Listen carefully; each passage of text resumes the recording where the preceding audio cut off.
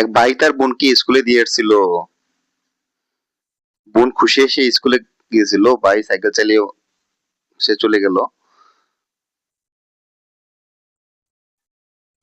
স্কুলের মধ্যে কিছু দুষ্ট লোক বোম ফুটিয়ে দিল।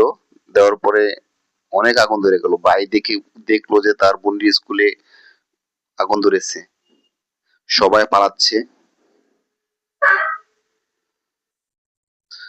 তার বোনটি দৌড়ে পালাচ্ছে। না পালিয়ে বাড়তে পেরে সে অসুস্থ হয়ে বেঞ্চের নিচে পড়ে আছে। ভাই দৌড়ে তার বোনকে কোলে নিয়ে গেল বাঁচানোর জন্য। বাড়িতে নিয়ে গিয়ে হাসপাতালে ডাক্তারের কাছে গেল। ডাক্তার তাকে কোনো মতেই ফ্রি চিকিৎসা দিতে পারলো না। আরেক ডাক্তারের কাছে গেল, হাত জোর করলো যে আমার বোনকে বাঁচান। সে ডাক্তার তাকে ফ্রি চিকিৎসা দিতে পারলো না, তাকে মেরে তাড়িয়ে দিল। ভাইটি বনে গেল, জঙ্গলে গিয়ে ঔষধি গাছ নিয়ে আসলো।